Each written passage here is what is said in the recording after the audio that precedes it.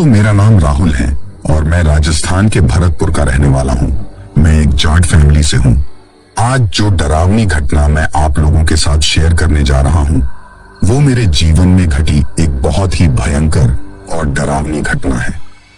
मैंने इस बारे में कभी भी नहीं सोचा था कि मुझे मेरे जीवन में कभी किसी ऐसी चीज का सामना करना पड़ेगा जो कि मेरी समझ से बिल्कुल परे थी। लेकिन वो कहते हैं ना कि जब आप तरक्की की ऊंचाइयों को छूने लग जाते हैं तो अच्छाई के साथ साथ बुराई भी आपका पीछा करने लग जाती है। और मेरे साथ भी पिछले कुछ सालों में ऐसा ही कुछ हुआ है। मेरे जीवन में घटी उस डरावनी घटना पर आने से पहले मैं आप लोगों को मेरे जीवन में थोड़ा पीछे लेकर जाना चाहता हूं, क्योंकि इसी चीज से आपको आगे चलकर यह कहानी समझ में आएगी। दरअसल मैं राजस्थान के भरतपुर के एक छोटे से गांव में रहता हूं और जैसा कि मैंने आपको पहले बताया कि मैं एक जाट परिवार से हूं, लेकिन आज से कुछ साल पहले अगर मेरे गांव में सबसे गरीब और सबसे ज्यादा दिवालिया हालत में अगर किसी का घर था तो वह मेरा घर था, क्योंकि मेरे पिताजी मजदूरी करते थे और मेरे घर में मेरे पिताजी के अलावा और कोई भी कमाने वाला नहीं था। हमारे घर में हम टोटल 10 लोग थे, जिनमें से मेरे माता पिता, एक मैं और मेरी 7 बहनें थीं, जिनकी कुछ साल पहले ही मेरे पिताजी ने शादी कर दी थी। लेकिन उन बहनों की शादी करने में ही मेरे पिताजी की कमर पूरी तरीके से टूट चुकी थी। यानी कि उनकी शादी में हमारे काफी ज्यादा कर्जा हो गया था और अब वो कर्जा इतना ज्यादा हो गया था कि उस कर्जे की वजह से हमारी जो थोड़ी बहुत जमीन थी वो भी मेरे पिताजी को बेचनी पड़ी थी। और उस जमीन को बेचने के बाद भी कर्जे का कुछ थोड़ा बहुत हिस्सा बच गया था, जिसको चुकाने के चक्कर में मेरे पिताजी रोजाना मजदूरी करने के लिए जाया करते थे। लेकिन अब मेरे पिताजी की हालत भी कुछ इस तरह की हो गई थी कि अब उनसे रोजाना काम पर भी नहीं जाया जा सकता था, क्योंकि अब उनकी काफी ज्यादा उम्र हो चुकी थी। और जब मैं मेरे पिताजी को इस तरीके से काम पर जाता हुआ देखता था तो मुझे काफी ज्यादा बुरा लगता था और मैं सोचता था कि कब मैं इस काबिल बनूंगा कि मेरे पिताजी को थोड़ा बहुत सहारा दे सकूं। इसी वजह से मैं शुरू से बचपन से ही इस चीज में दिमाग लगाने लगा था कि मैं किस तरीके से पैसे कमा सकता हूं। मुझे पैसे तो कमाने थे, लेकिन किसी गलत तरीके से नहीं, बल्कि अपनी मेहनत के बल पर अच्छे रास्ते से पैसे कमाने थे। मैं शुरू से ही पढ़ाई में काफी ज्यादा अच्छा था और इसी वजह से मेरे पिताजी मुझे कहते थे कि तुम पढ़ाई में बहुत अच्छे हो, इसीलिए तुम्हें सिर्फ अपनी पढ़ाई पर ही ध्यान देना चाहिए। तुम्हें किसी भी दूसरे काम में ध्यान नहीं देना है, क्योंकि अगर तुम पढ़ाई में अच्छी तरह से सफल हो गए तो हमारी यह गरीबी कुछ ही दिनों की है। और थोड़े ही दिनों बाद मेरे पिताजी की कही हुई ये बात सच हो जाती है, क्योंकि 12वीं क्लास पास करते ही मैं इंजीनियरिंग की तैयारी करता हूँ और पहली बार में ही मेरा सिलेक्शन हो जाता है। मेरा सिलेक्शन होते ही मेरे पिताजी के अंदर एक उम्मीद जगती है और वो अब दुगनी मेहनत करने लगते हैं। मेरा सिलेक्शन होने के बाद मैं कोटा से अपनी प्रिपरेशन पूरी करता हूँ और 5 साल की प्रिपरेशन करने के बाद मुझे एक अच्छी खासी कंपनी से एक अच्छा खासा पैकेज मिल जाता है। और वो पैकेज आज से कुछ साल पहले लगभग 10 से 12 लाख रुपए से भी ज्यादा था। जब मेरे पिताजी को इस बात का पता चला तो वो अपनी खुशी नहीं समा पाते हैं। और अब धीरे धीरे हमारे घर में सारी चीजें ठीक होने लगी थी। जल्द ही हमारा कर्जा भी उतर गया था और अब मेरे दिमाग में बस एक ही चीज थी कि जितना जल्दी हो सके मुझे अपने घर वालों के लिए एक अच्छा सा घर बनाना है। क्योंकि जैसा कि मैंने आपको पहले बताया कि उस वक्त गांव में सबसे ज्यादा गरीब हम ही थे और इसी गरीबों के कारण गांव में हमारा घर सबसे ज्यादा खराब था। हमारे घर पर सिर्फ 2 झोपड़ियां थीं, जिनमें कि हमारा इतना बड़ा परिवार शुरू से रहता था। लेकिन अब क्योंकि बहनों की तो शादी हो गई थी और वो अपने ससुराल चली गई थी, तो घर पर सिर्फ मेरे माँ बाप और मैं ही रहता था। मेरा भी जब सिलेक्शन हो गया था तो मैंने भी अपना घर छोड़ दिया था और अब घर पर सिर्फ माताजी और पिताजी ही रहते थे। उस वक्त जिस मोहल्ले में हमारा घर था, उस मोहल्ले में सबसे खस्ता हालत में हमारा घर ही था और बाकी के सभी लोगों के पक्के मकान थे। मेरा जो घर था उसके दोनों तरफ मेरे पिताजी के जो 2 बड़े भाई थे उनके मकान थे, यानी कि मेरे ताऊजी के मकान थे। उन लोगों ने अपनी अच्छी खासी कोठियां बना रखी थी। वो बहुत पहले के टाइम की बनी हुई थी, तो वो पुरानी डिजाइन की थी। लेकिन जब मैंने अपना घर बनवाया तो मैंने एक अच्छे से आर्किटेक्ट को हायर किया और उससे नक्शा बनवाकर अपना घर जितना अच्छा हो सकता था उतना अच्छा बनवाया। अब जब तक मैंने अपना वो घर नहीं बनवाया था तब तक तो मेरी लाइफ में सब कुछ ठीक था, लेकिन उस घर के बनवाने के थोड़े ही दिनों बाद मेरे साथ कुछ अजीब अजीब तरह की घटनाएं होना शुरू हो गई थी। दरअसल उस वक्त मैं गुजरात की एक प्राइवेट कंपनी में जॉब किया करता था और मैं वहीं पर अपना एक फ्लैट किराए पर लेकर रहता था और उस पूरे फ्लैट में मैं अकेला ही रहता था, अकेला ही अपना खाना बनाता था और अकेला ही खाता था। मेरी सुबह 9 से शाम के 5 बजे तक की ड्यूटी होती थी और उस टाइम के अलावा मैं अपने फ्लैट पर ही रहता था। एक दिन जब मैं अपनी ड्यूटी खत्म करके शाम को अपने फ्लैट पर आता हूँ तो मुझे अपने फ्लैट के बाहर ही एक अजीब सी चीज दिखाई देती है। दरअसल जैसे ही मैं अपने फ्लैट के मेन गेट पर पहुंचता हूँ तो उस वक्त मेन गेट के बाहर मुझे नीचे फर्श पर कुछ गिरा हुआ दिखाई देता है और उस चीज को देखकर ऐसा लग रहा था कि जैसे ये किसी से अनजाने में यहाँ पर नहीं गिराया है, बल्कि किसी ने जानबूझकर उसको वहां पर रखा है, क्योंकि जिस तरीके से वो चीज वहां पर रखी हुई थी उसको देखकर ऐसा ही लग रहा था कि ये अनजाने में यहाँ पर नहीं गिरी है। दरअसल जैसे ही उस दिन मैं अपने फ्लैट पर पहुंचा तो मुझे दिखाई देता है कि मेरे मेन गेट के बाहर नीचे फर्श पर थोड़े से चावल, थोड़े से गेहूं, थोड़ी सी हल्दी, थोड़ी सी लौंग और इसके साथ ही और भी कई चीजें रखी हुई थी। वो टोटल 7 चीज थी जो कि एक लाइन से मेरे मेन गेट के बाहर रखी गई थी। अब उस चीज को देखकर मैं सोचता हूँ कि ये किसने किया होगा। पहले तो मैं सोचता हूँ कि शायद किसी का गलती से यहाँ पर गिर गया होगा, लेकिन तभी मैं सोचता हूँ कि अगर कुछ गिरता तो एक आधी चीज गिर जाती, लेकिन ये 7 चीजें हैं और सातों की सातों चीजें ही एक फिक्स मात्रा में वहां पर रखी गई थी। लेकिन जैसा कि आप जानते हैं कि हम पढ़े लिखे लोग इन चीजों को ज्यादा सीरियस नहीं लेते हैं और उस वक्त मैं एक सबसे बड़ी गलती कर देता हूँ। उस वक्त वो जो चीजें मेरे मेन गेट के बाहर नीचे फर्श पर रखी हुई थी उनको मैं अपने एक पैर से साइड में हटा देता हूँ और उनको वहां से पैर से साइड में करते हुए काफी दूर ले जाता हूँ और एक कोने में ले जाकर उनको इकट्ठा कर देता हूँ। इसके बाद अपना गेट खोलकर अंदर चला जाता हूँ। लेकिन उसी दिन शाम से ही मुझे कुछ अजीब सा महसूस होने लगा था। सबसे पहले तो मेरे साथ ये हुआ कि जिस पैर से मैंने उन चीजों को हटाया था उस पैर में शाम के वक्त से ही मुझे थोड़ा थोड़ा हल्का हल्का दर्द सा महसूस होने लगा था और वो दर्द कुछ इस तरह का था कि जैसे कि कोई बार बार मेरे उस पैर बहुत तेज तेज दबा रहा हो। इसके बाद जब मैं दूसरे दिन सुबह उठता हूँ और अपनी ड्यूटी पर जाने के लिए जब बाहर आता हूँ तो अचानक जाते वक्त मेरी नजर उस कोने में पड़ती है जिस कोने में मैंने पहले दिन शाम को उन सभी चीजों को एक पैर से इकट्ठा किया था। जब मेरी नजर उस जगह पर जाती है तो मैं देखता हूँ कि वहां पर एक राख का ढेर पड़ा हुआ है और वो चीजें वहां से गायब हैं। उसको देखकर मैं सोचता हूँ कि ये कैसे हो सकता है, पर उस वक्त मुझे अपने काम पर जाने में बहुत ज्यादा लेट हो रहा था, इसलिए मैं उस चीज की तरफ ज्यादा ध्यान नहीं देता हूँ और तुरंत वहां से निकल जाता हूँ। लेकिन अब उसी दिन से चीजें मेरे साथ और भी ज्यादा खराब होने लगी थी और धीरे धीरे मेरे उस पैर का दर्द भी अब बहुत ज्यादा बढ़ने लगा था। जब वो दर्द कुछ ज्यादा ही बढ़ने लगा तो मैंने कई डॉक्टरों को भी दिखाया, लेकिन किसी को भी उस चीज का समझ में नहीं आया कि आखिर मेरे उस पैर में वो दर्द किस वजह से हो रहा है। जब तक मैं डॉक्टर की दी हुई दवाई लेता तब तक तो वो दर्द ठीक हो जाता और उसके बाद फिर से वो दर्द होने लगता। यह चीज भी मेरे लिए कोई ज्यादा डरावनी नहीं थी, लेकिन अब इससे आगे जो मेरे साथ होने लगा था वो सच में मेरे लिए बहुत ज्यादा डरावना था और थोड़े ही दिनों बाद तो कुछ ऐसा होता है जिसने कि मेरी रूह तक कपान दी थी।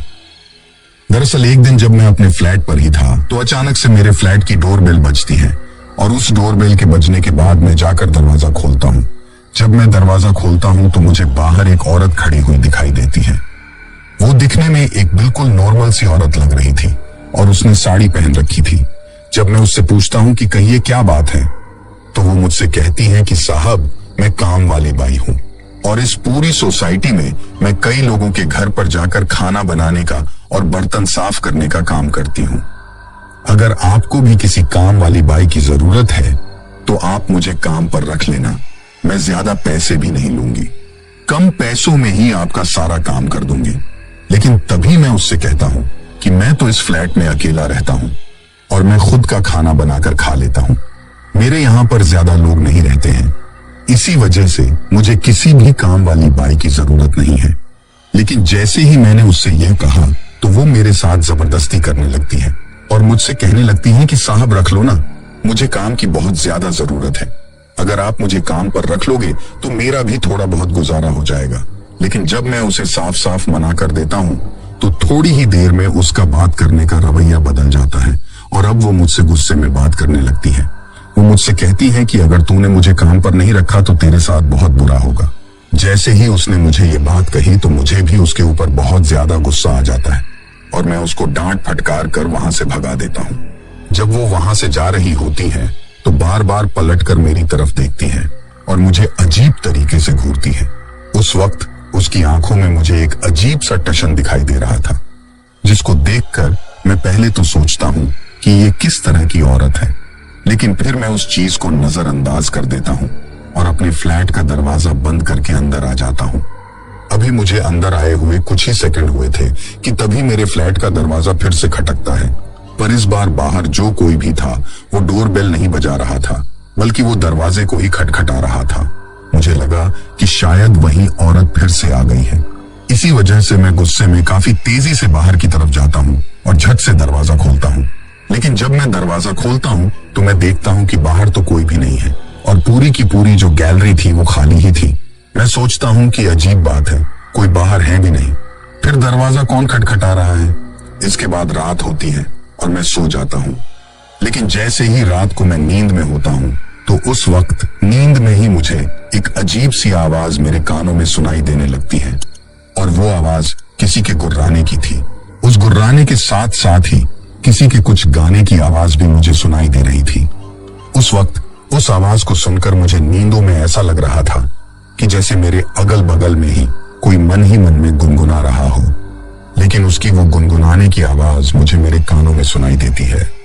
जब लगातार मुझे वो आवाज सुनाई दे रही थी तो धीरे धीरे अब मेरी नींद टूटने लगी थी और मैं अपने बेड पर उस वक्त करवट लेकर सोया हुआ था। लेकिन जैसे ही मेरी नींद उस आवाज की वजह से पूरी तरीके से खुल जाती है तो मैं अपनी करवट बदलकर सीधा होता हूँ और सीधा होते ही जैसे ही मेरी आंख खुलती है तो उस वक्त मेरी आंखों के सामने मुझे कुछ ऐसा दिखाई देता है जिसको देखते ही मेरी आंखें फटी की फटी रह जाती हैं।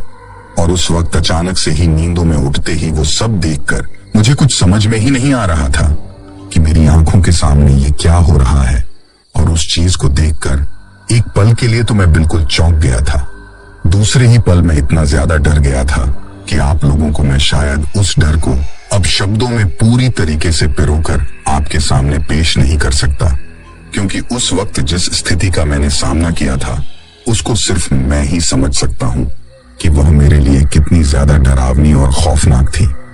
दरअसल जैसे ही मेरी आंखें खुलती हैं और मेरे सामने की तरफ, यानी कि उस वक्त मैं जब सोया हुआ था, तो जैसे ही ऊपर की तरफ देखता हूँ तो मुझे दिखाई देता है कि मैं जिस कमरे में बेड पर सोया हुआ हूँ उस कमरे में मेरे जस्ट ऊपर ही एक औरत पंखे से फांसी पर लटकी हुई है।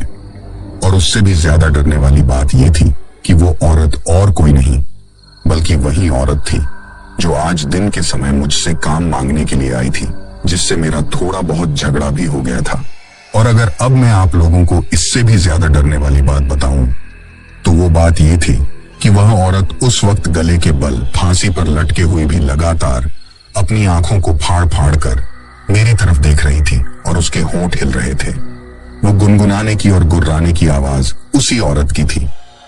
इसके साथ ही मुझे वहां पर कुछ ऐसा दिखाई देता है जिसको देखकर उस वक्त मेरे मुंह से चीख निकल जाती है और मैं बहुत तेज चिल्लाता हूं। उस वक्त मैं वहां से भागना चाहता था, क्योंकि जैसे ही मैं उस औरत की तरफ देखता हूं तो मुझे दिखाई देता है कि एक तो वो फांसी पर लटकी हुई भी गुनगुना रही है, इसके साथ ही उसके मुंह से और उसके नाक कान के साथ साथ उसकी आंखों से, यहाँ तक कि उसके शरीर के हर हिस्से से खून के फव्वारे फूट रहे थे और हल्का हल्का खून उसके शरीर से निकल रहा था। और वो पूरा का पूरा खून अब टपक टपक कर मेरे ऊपर, जब मैं लेटा हुआ था, तो मेरे पैरों पर गिर रहा था।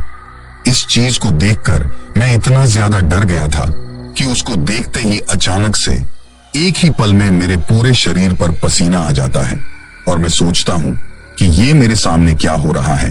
सबसे ज्यादा डरावना तो मुझे जब उसके मुंह से वो खून निकल रहा था और उसके होठों से होते हुए वो खून उसके चेहरे से उसकी ठोड़ी से टपक रहा था। तो उस वक्त उसका वह रूप मुझे इतना ज्यादा डरावना लगा कि अब जब मैं आप लोगों को ये कहानी बताते हुए उस सीन को याद कर रहा हूं तो उसको याद करते हुए भी मेरे शरीर का रोम रोम खड़ा हो रहा है। अब जैसे ही उस औरत की ओर मेरी नजर मिलती है तो वो फांसी पर लटकी लटकी ही मेरी तरफ देखकर मुस्कुराने लगती है और उस वक्त उसके उस डरावने चेहरे पर वो हल्की हल्की कातिलाना मुस्कान देखकर मैं बहुत ज्यादा डर गया था। अब मेरी सांस इस तरीके से चलने लगी थी जैसे कोई बहुत दूर से दौड़कर आया हुआ इंसान हांफते हुए सांस लेता है। उस वक्त मैं ठीक उसी तरीके से सांस लेने लगा था और मेरे पूरे बदन पर अचानक से सिर्फ पसीना ही पसीना था।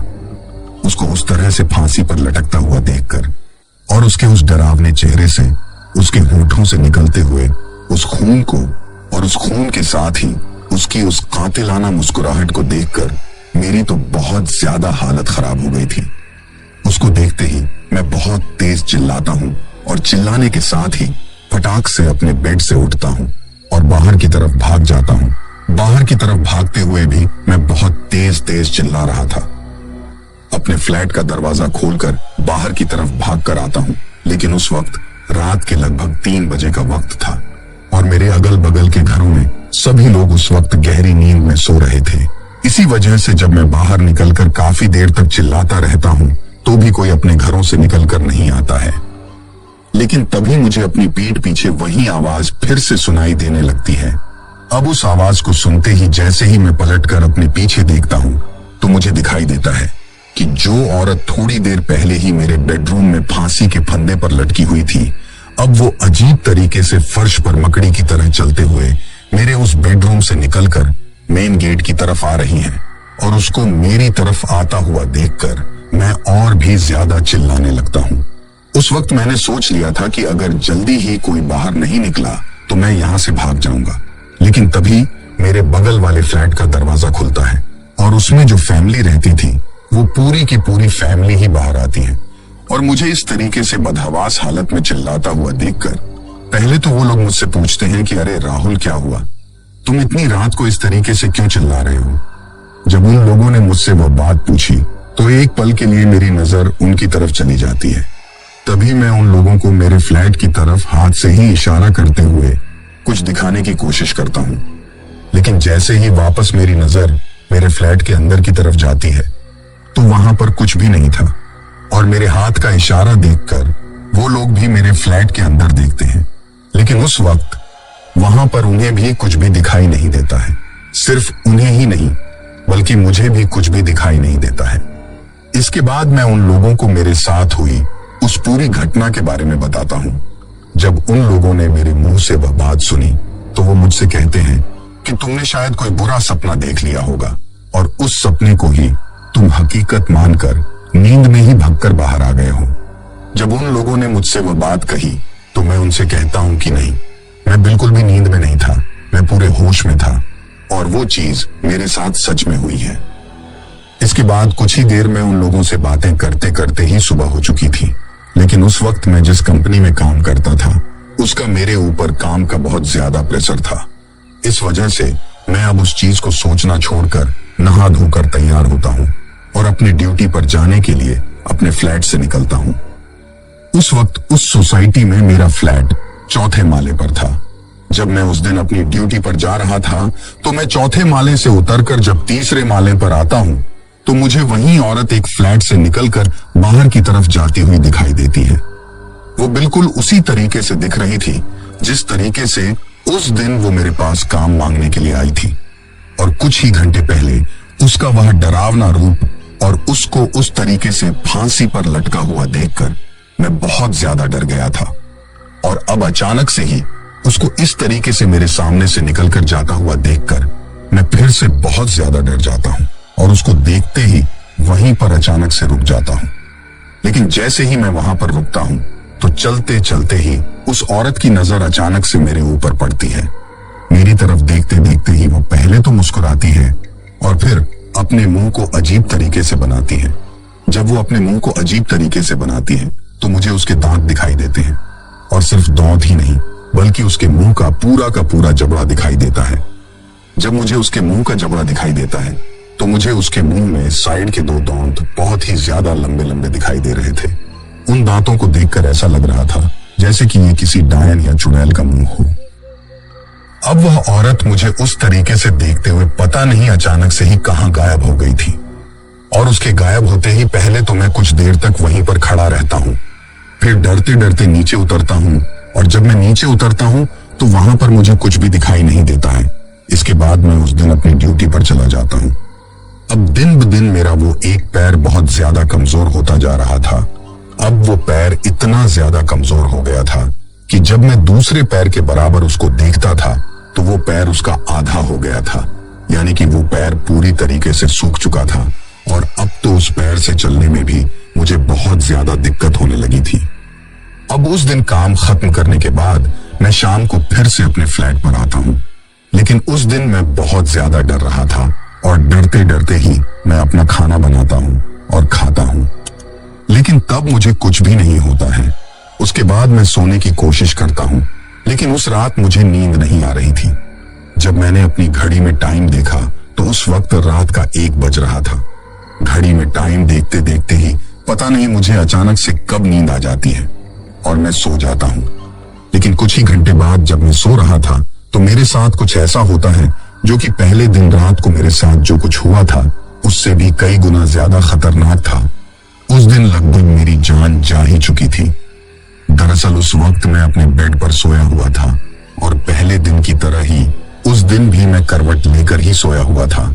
आज भी जब मैं सो रहा था तो मुझे कल की तरह ही अपने कानों में एक आवाज सुनाई देती है, लेकिन आज वह आवाज कुछ बदली हुई थी। वो आवाज किसी के खर्राटे लेने की थी। उस आवाज को सुनकर मुझे ऐसा लगा कि जैसे मेरे ही पास में कोई दूसरा आदमी सोया हुआ है। अभी तो मुझे सिर्फ आवाज ही सुनाई दे रही थी, लेकिन तभी जब मैं आधा नींद में और आधा जगा हुआ था, और उस वक्त मैंने जब अपनी आंखें बंद कर रखी थी, तब मुझे एहसास होता है कि मैंने अपना एक हाथ दूसरी साइड में किसी दूसरे के ऊपर डाल रखा है। यानी कि जब मैं सोया हुआ था तो करवट लेकर सोया हुआ था, और अपना एक हाथ मैंने किसी और के ऊपर डाल रखा था। अब जैसे ही मुझे नींद में इस चीज का एहसास होता है कि मेरा हाथ किसी दूसरे इंसान के ऊपर है जो कि मेरे ही बगल में सोया हुआ है, और उसके साथ साथ ही मुझे अपने ही आसपास से किसी के खर्राटे लेने की आवाज सुनाई दे रही थी, तो उस चीज का एहसास होते ही अचानक से मैं अपनी आंखों को खोलता हूँ, और आप यकीन नहीं मानोगे कि उस वक्त मैं अपनी आंखों को खोलकर एक बार के लिए तो अचानक से उनको बंद कर लेता हूँ। मैं सोचता हूँ कि मैंने आंखें खोलते ही जो कुछ भी देखा है, हो सकता है वो मेरे मन का वहम हो, लेकिन तभी मुझे इस चीज का अंदाजा होता है कि ये मेरे मन का वहम नहीं है, क्योंकि उस वक्त भी मेरा एक हाथ अभी भी उस दूसरे इंसान के ऊपर रखा हुआ था जो मेरे बगल में सो रहा था।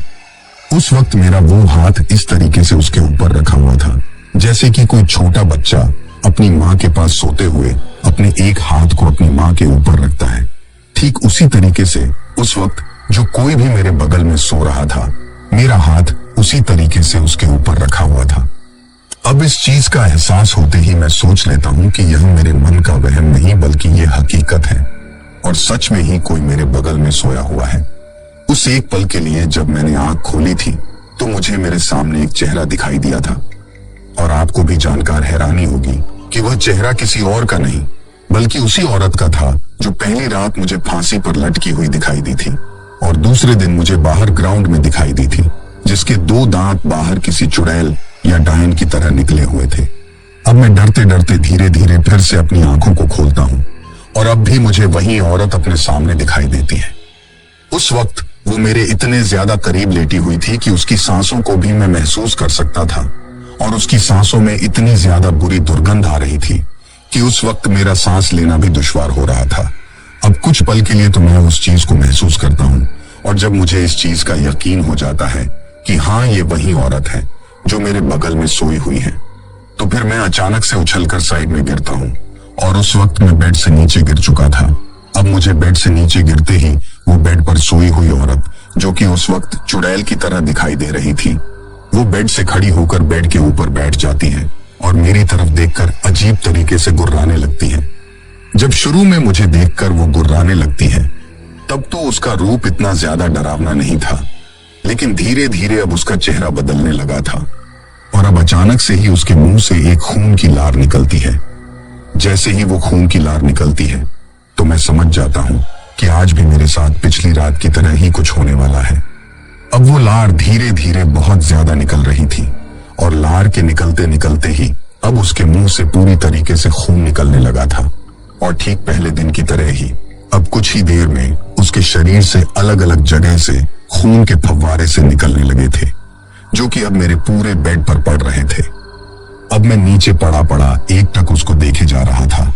तभी वो गुर्राते हुए पहली बार अपनी उस डरावनी आवाज में मुझे कुछ कहती है और उस वक्त वो जो कुछ भी मुझे कहती है उसको सुनकर मैं समझ जाता हूं कि आज मैं जिंदा नहीं बचूंगा, क्योंकि वह चुड़ैल मुझसे कहती है कि तूने ठीक नहीं किया, तू दूसरे लोगों को नीचा दिखाना चाहता है और तेरी यही आदत आज तुझे मौत के मुंह में ले आई है। जब मैंने उस चुड़ैल के मुंह से यह बात सुनी तो मुझे समझ नहीं आया कि मैंने किसको नीचा दिखा दिया। मैंने आखिर ऐसा क्या किया जिसकी वजह से दूसरे लोगों को नीचा देखना पड़ा हो। अभी मैं ये सोच ही रहा था कि तभी वो चुड़ैल अचानक से ही उस बेड से उछलकर मेरे ऊपर आती है और मेरे ऊपर आकर मेरे सीने पर बैठ जाती है। अब उस चीज के होते ही मेरा पूरा शरीर अकड़ गया था और अब मैं चाहकर भी हिल नहीं पा रहा था।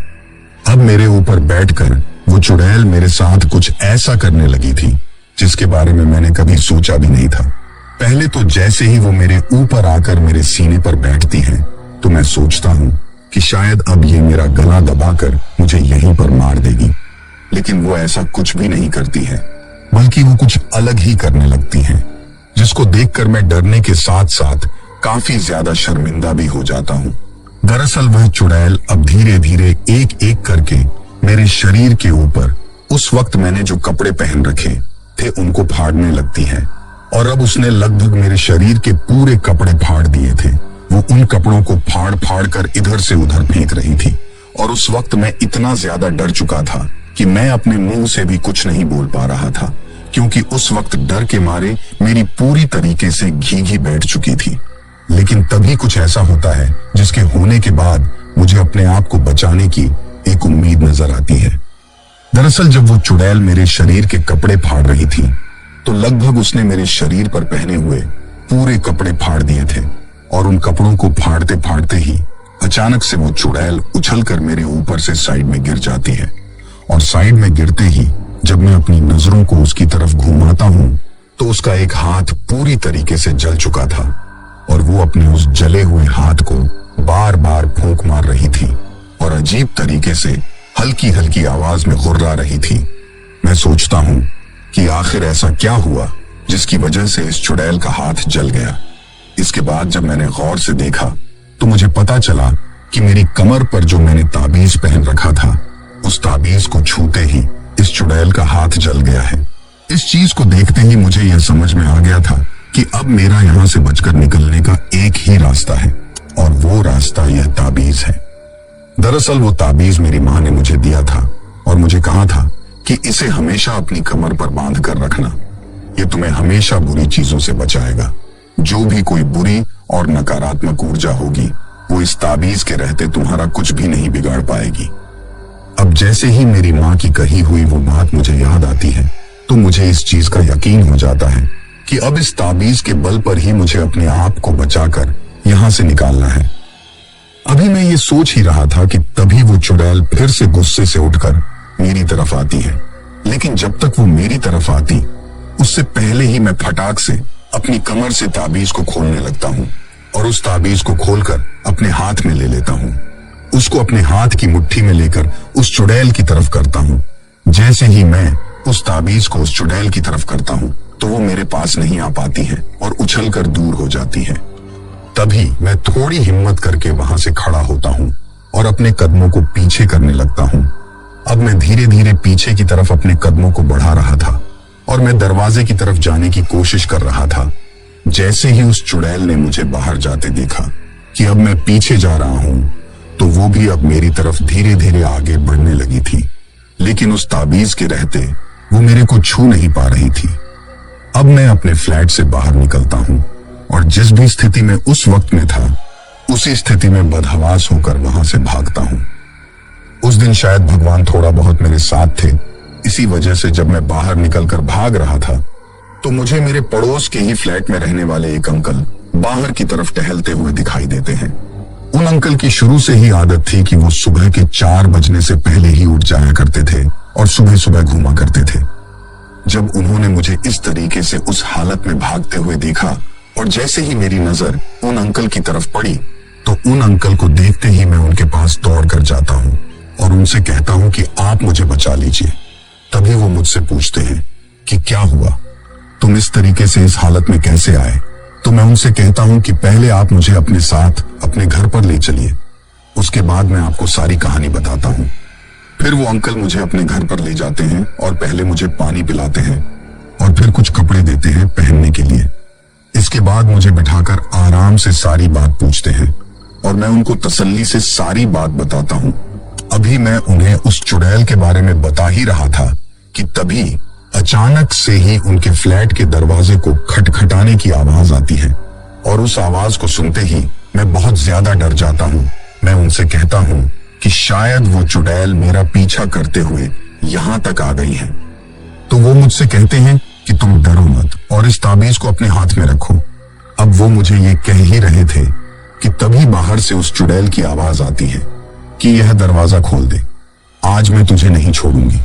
अगर मैं तुझे अपने साथ लेकर नहीं गई तो वो लोग मुझे नहीं छोड़ेंगे।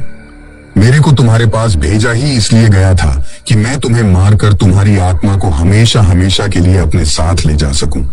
जब मैंने उस चुड़ैल की वो बात सुनी तो मैं सोचता हूँ कि आखिर इस चुड़ैल को मेरे पास किसने भेजा है।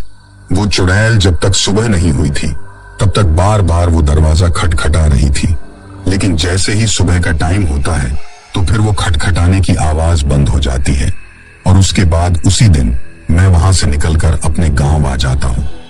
गांव आकर अपने माँ बाप को सारी बात बताता हूँ और उनको मेरे साथ जो कुछ भी हुआ वो बताता हूँ। तभी मेरे पिताजी मुझे एक बाबा के पास लेकर जाते हैं। वो एक पीर बाबा थे और उन्हीं का दिया हुआ वो ताबीज था जिसने उस दिन मुझे उस चुड़ैल से बचाया था। जब हमने उन पीर बाबा को हमारी सारी कहानी बताई तो वो हमें बताते हैं कि तुम्हारे बेटे के ऊपर तो बहुत बड़ा काला जादू करवाया गया है और वो काला जादू इतना खतरनाक है कि उस काले जादू से ही इसके पीछे एक साये को छोड़ा गया है और वो साया एक चुड़ैल का है। वो इतनी ज्यादा खतरनाक है कि जब तक वो तुम्हारे बेटे की जान नहीं ले लेगी तब तक वो तुम्हारे बेटे का पीछा नहीं छोड़ेगी। तभी मेरे पिताजी उन पीर बाबा से पूछते हैं कि आप उस चुड़ैल को मेरे बेटे से दूर कर दीजिए, उसको दूर करने का कोई तो तरीका होगा। तो पीर बाबा हमसे कहते हैं कि मैं उसको इससे दूर तो कर दूंगा, लेकिन वो बहुत ज्यादा खतरनाक है, इसीलिए मैं पूरी जिम्मेदारी नहीं ले सकता। लेकिन उस दिन उन पीर बाबा ने किसी तरह कोशिश करके मेरी जान बचा ली, लेकिन आज भी मेरा वो एक पैर वैसा का वैसा ही है। दिखने में वो उस पैर का आधा ही दिखता है और उस पैर से बहुत ज्यादा कमजोर है। लेकिन इसके साथ ही वो पीर बाबा हमें एक ऐसी चीज बताते हैं जिसको जानने के बाद हमारे पैरों तले से जमीन खिसक जाती है और हमारे अपनों के ऊपर से ही हमारा विश्वास उठ जाता है। दरअसल मेरी माँ ने उस दिन पीर बाबा से पूछा कि आखिर यह काला जादू मेरे बेटे के ऊपर किसने करवाया है। मेरे बेटे की तो किसी से कोई दुश्मनी भी नहीं है और ना ही उसकी किसी के साथ कभी कोई लड़ाई हुई है। तो वो पीर बाबा हमको सारी कहानी बताते हैं और वो हमको बताते हैं कि इसके ऊपर तुम्हारे घर के लोगों ने ही काला जादू करवाया है। तुम्हारे जो अगल बगल के लोग हैं, तुम्हारे जो परिवार वाले हैं, उन्होंने ही इसके ऊपर काला जादू करवाया है। उस काले जादू के करवाने की वजह यह है कि तुमने उन लोगों से ऊंचा मकान बना लिया है और इसी चीज की उन लोगों के जलन हो रही है और तुम्हारा ये मकान बनना तुम्हारे बेटे की वजह से ही संभव हो पाया है। इसी वजह से वो तुम्हारे बेटे को ही खत्म करना चाहते हैं, क्योंकि इसके होने की वजह से ही तुम्हारा मकान उनसे ऊंचा बन पाया है, वरना तुम तो कभी अपनी जिंदगी में मकान बना ही नहीं पाते, क्योंकि तुम्हारी तो स्थिति उस वक्त थी ही इतनी ज्यादा खराब। जब पीर बाबा ने हमें अच्छी तरीके से बताया कि यह काला जादू तुम्हारे खानदान के लोगों ने यानी कि तुम्हारे ताऊ जी ने ही तुम्हारे ऊपर करवाया है, तो फिर तो मैं बहुत ज्यादा डर जाता हूँ और मेरा हमेशा हमेशा के लिए उन लोगों के ऊपर से विश्वास उठ जाता है। लेकिन तभी वो पीर बाबा हमसे कहते हैं कि जब तक मैं जिंदा हूँ तब तक उन लोगों के किसी भी काले जादू को तुम्हारे ऊपर हावी नहीं होने दूंगा और तुम्हारा कुछ भी नहीं बिगड़ने दूंगा। बस अगर तुम्हारे साथ कोई भी घटना हो तो मुझे तुरंत आकर बता देना। तो दोस्तों, ये थी हमारी आज की कहानी आपको कैसी लगी ये आप मुझे कमेंट बॉक्स में कमेंट करके जरूर बताना।